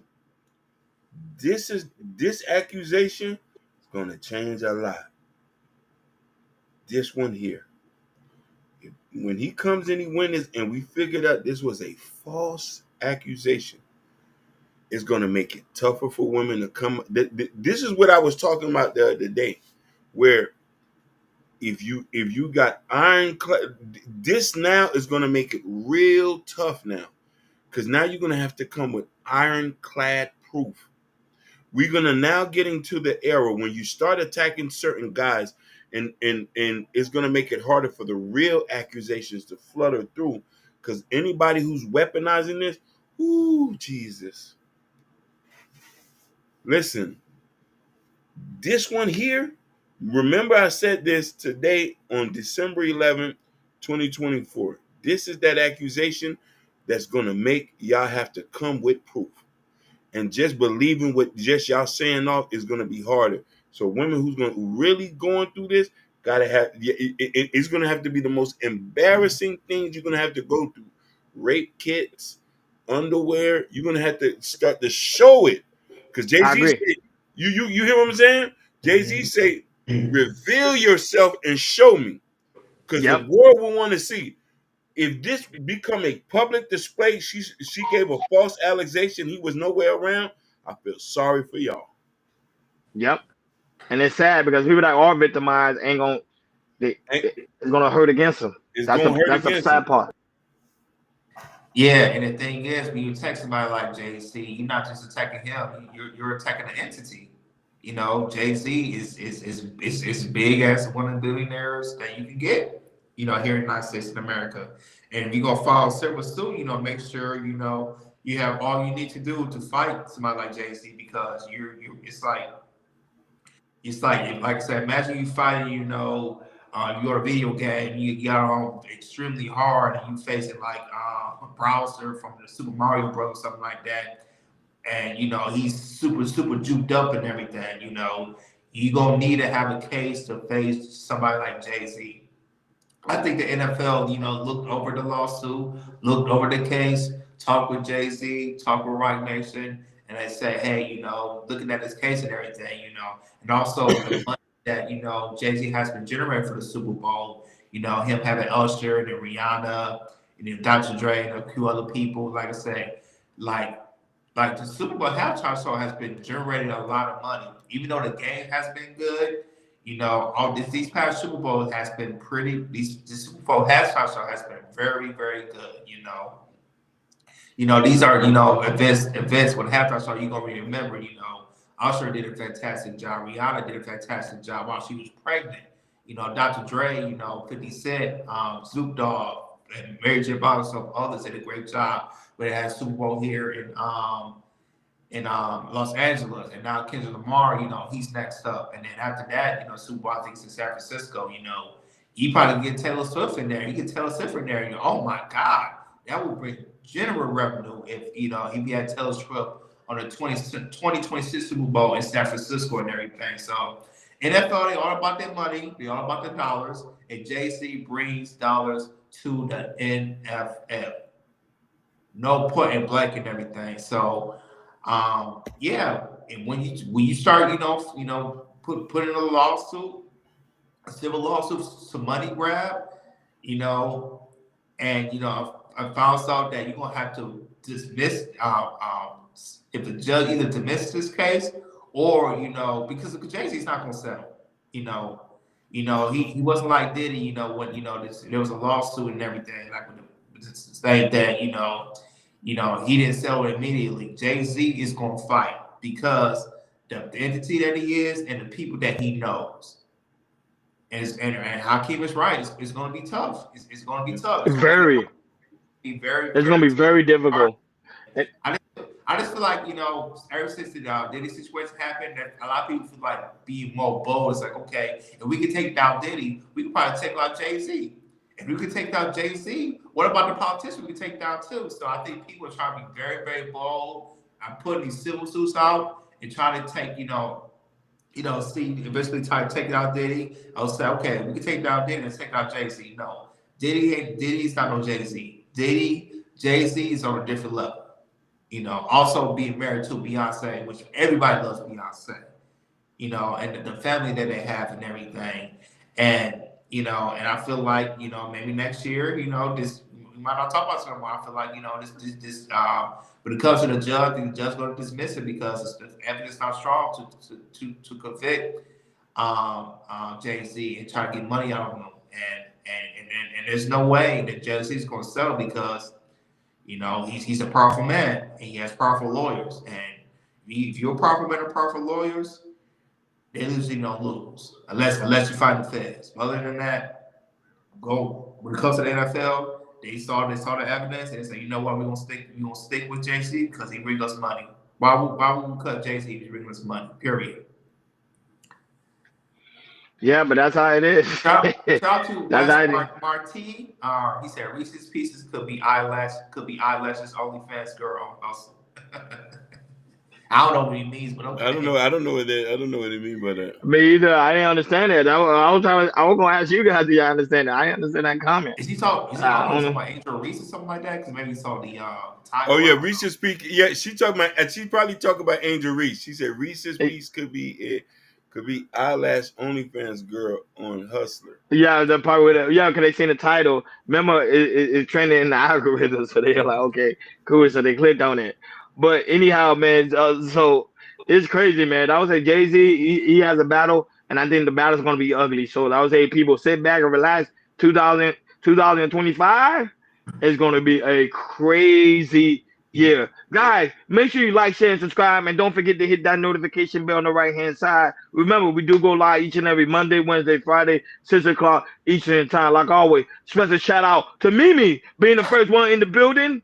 And also the co-host of the Shiesty Avenger that will be going live right after us. So guys, sit back, relax, don't go anywhere. YouTube gonna send you guys right over there to the Wildin' Out Wednesday with the big brother Ashley Williams for the Wildin' Out Wednesday. It's gonna be. He got a dope topic tonight. I think he's talking about what let's see, dating in the black community again. Dating in the black community. I might go over there, give him some juice, a little bit of juice over there. Now that, but shout out to the lovely mom mother for gifting. Whoa! 5 membership. Boom, bang, bang, and that. He gifted Jalen, Princess Cammy, Bob, Cartel, and Empress Vibe. I ain't seen Empress Vibe in a long time. Hey, Empress Vibe. I know she probably listening. Shout out to her, man, for tuning in. We really do greatly appreciate you, mom, mother. We love you so much. Like you say, we dog hard KL Culture Radio fan. We are. And we're going to be the biggest thing on the planet. Shout out to Mr. Muhammad that was also in the building. Blessings be upon you. King Rooster was also in the building. The lovely Sophia Grace. Guys, make sure and subscribe to her channel. Jalen was also in the building. Thank you so much, Jalen, for being here. Shout out to those watching us on Instagram. You already know. Twitch. Kick. Facebook.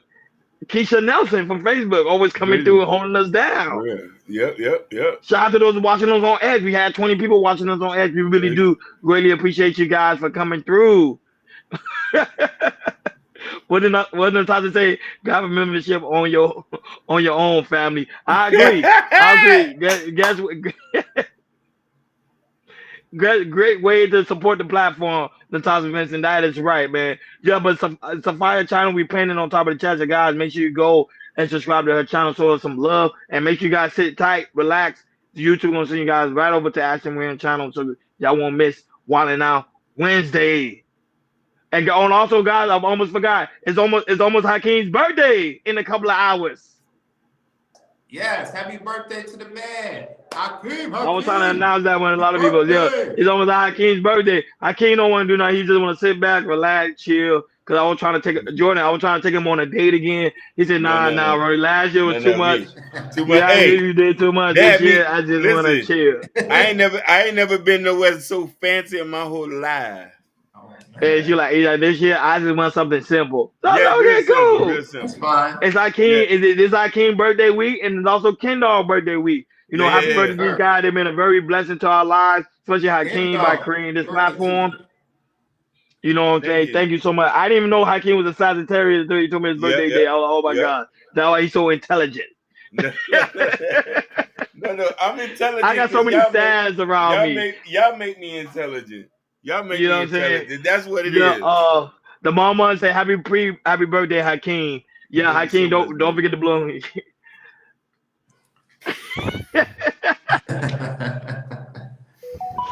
Yeah, man. Go to KI Culture Radio, description in the description where you can find the KI Culture Radio t-shirt where me and Jordan got on, the KI Culture Radio hat, and also the KI Culture Radio coffee mug. He said, hey, why has it take Hakeem to Pink Pony? No. Hakeem don't want to go nowhere. I thought I was going to the strip club. I don't want to do nothing. Listen.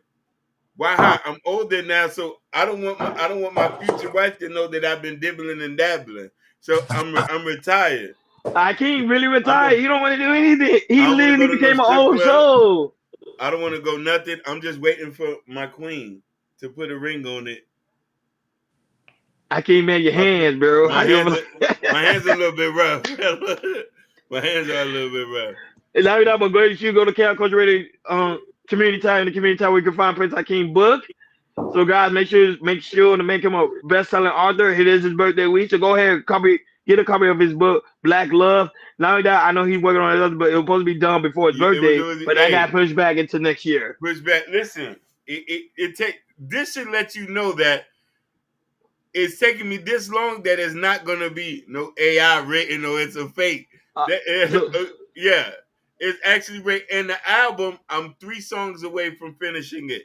So it's taking a long time. Plus, I just recorded another one, waiting for it to get mixed.